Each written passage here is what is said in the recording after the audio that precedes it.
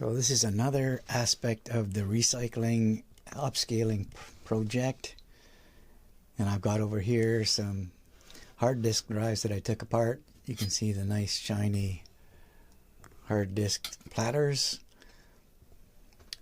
and I'll be using those as part of a sculpture that I'm making out of chips that I'm going to extract from all these cards that are also coming out of the computer.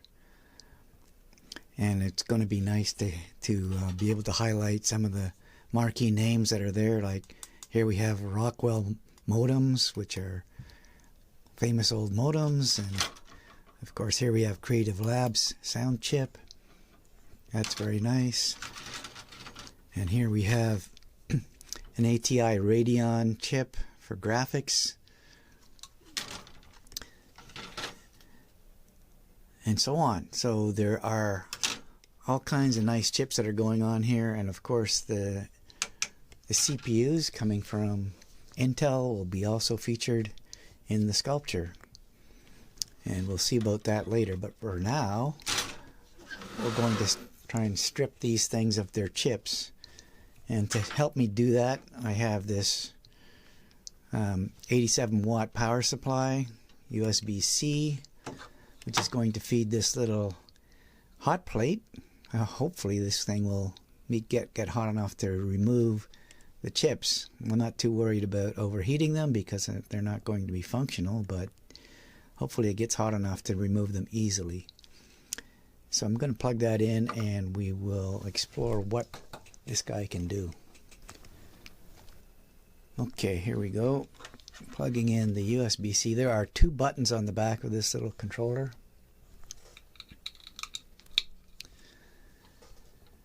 GDCPH, whatever that is. So it comes up displaying the ambient or the temperature of the plate, which is 22 degrees. And it's saying that the power supply coming in is 20.3 volts, which is good because we're going to need the highest voltage that you can get from USB-C to get our 65 watts. It says the set point temperature is 120 degrees and it's off. So I'm going to try push a long push on both buttons. That gives us the mode button, or the mode screen here. Okay, so I'm now pushing the right button to increase the set point temperature. It's in degrees C, and I'm going up to, I don't know, 270 or something like that. How about that? 240 degrees, right up there.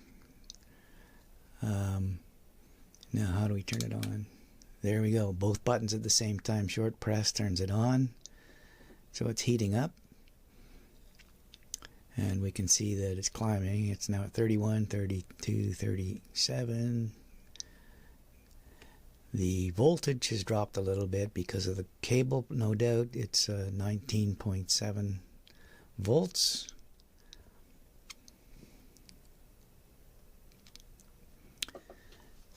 And I'll probably cut out a bit of the video, as this is going to take a couple of minutes to warm up, even though it's already at 115 degrees. The hot plate has a hot plate on the top with the heater under it. There's this intermediate layer to try and isolate the heat from getting to the controller. And then there's a, looks like a aluminum plate on the top of the controller.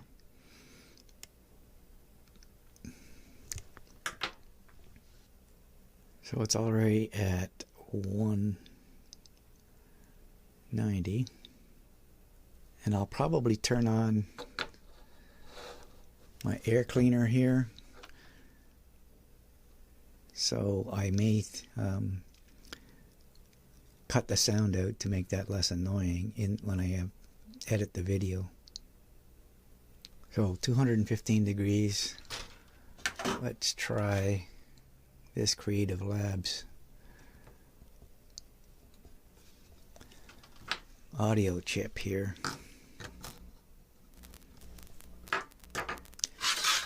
little bucket for chips.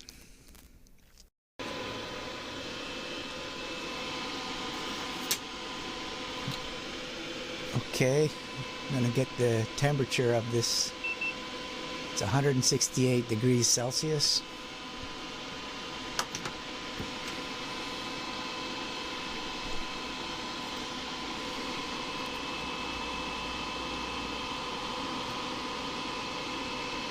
Which is not quite hot enough. I'm thinking maybe I should use my heat gun as well as this thing, because I really don't care if I overheat them.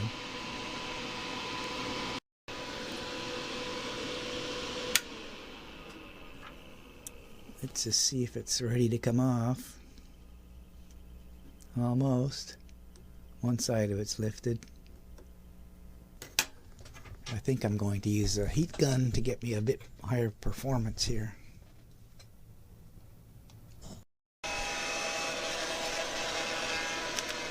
So, all kinds of heat, noise, no problem.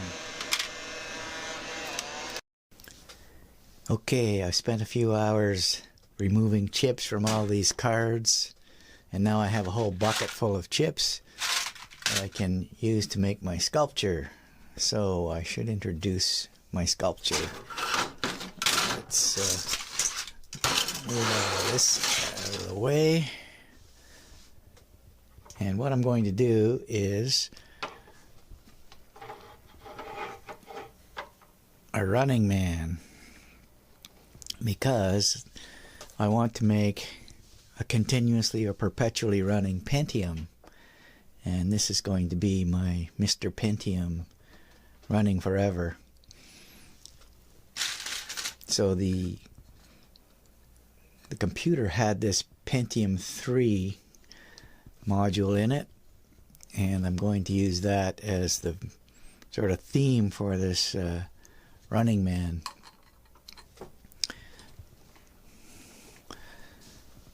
So let's talk a bit about the actual sculpture. I've already built part of it. So underneath here we have a sensor circuit board, custom made circuit board. There is a really nice shiny disc platter from the hard disk as the base here, the platform, and that's going to allow it to be continuously spinning when I put it on the spinning pedestal. So that disc can spin forever.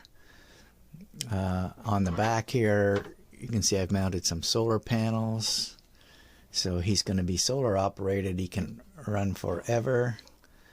And he's got a smiley face there. I don't know if you can see that he can actually interact. So it's an interactive sculpture, and he just responds to little vibrations, which will cause his eyes to flash. So that circuitry is in here.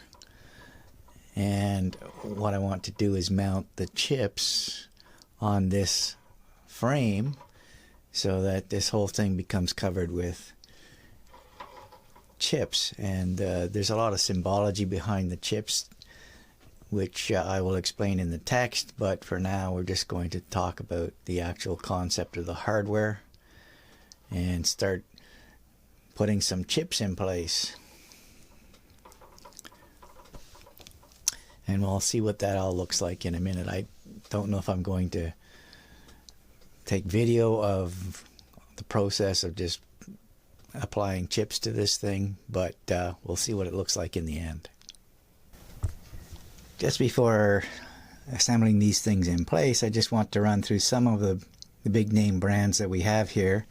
We have Intel, of course, Connexent, VIA, ATI Radeon, Asus, NVIDIA, Western Digital, Rockwell, Creative Labs, Cirrus Logic, Samsung, Texas Instruments, and Hynix for DRAM.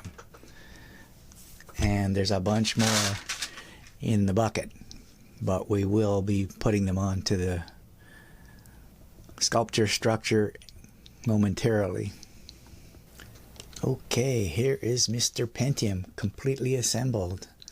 A nice integrated circuit sculpture based on PC chips from an old personal computer. You can see the VIA chip, the NVIDIA chip, the Western Digital chip, Connexent, Asus, Rockwell, etc.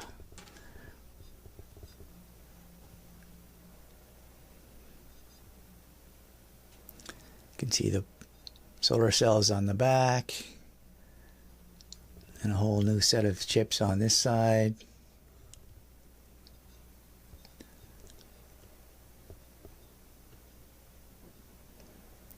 And he's fully interactive, so he should be able to flash his eyes when you tap on him, or even if you hit the table hard enough, it will create that vibration that causes his eyes to flash. And of course we have this Pentium 3 on top where his brain should be, and a nice Radeon graphics chip in the front. We've got lots of capacitors on the legs and arms. So we will explain a little bit more about the symbology in the text, but right now we've got a fully assembled, fully functional, interactive, high-tech sculpture. And the final piece of the puzzle is this solar turntable that can just rotate the sculpture continuously. I'm gonna put him forwards here.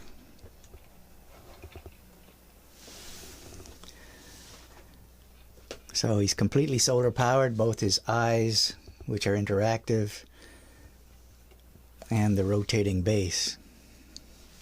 He's not quite centered. That's more like it.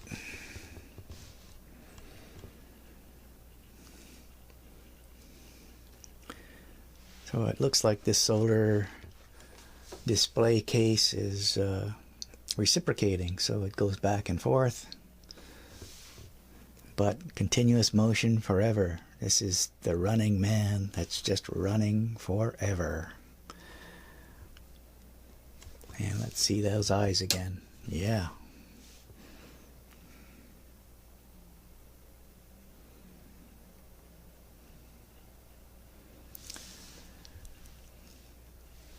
I'm very happy with the way this turned out. It's nice.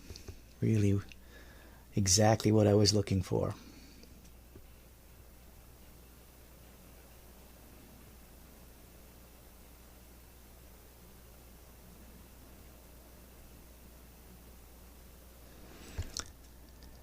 Those solar panels on the back really charge up a capacitor, which drives those eye LEDs, and the circuit charges up to about 6 volts, where it is regulated by a couple of LEDs to shunt regulate the voltage so it can't go over 6 volts. And that allows us to not overdrive the op amp that's really sensing the motion, the vibration. And when we actually hit the sensor or jiggle it, it will create a current through the LEDs, but that also discharges the battery or the capacitors all the way down to about 1.8 volts. But it doesn't, it takes about a second or so to get enough charge to light the LEDs again. So they can actually be almost continuously tapped.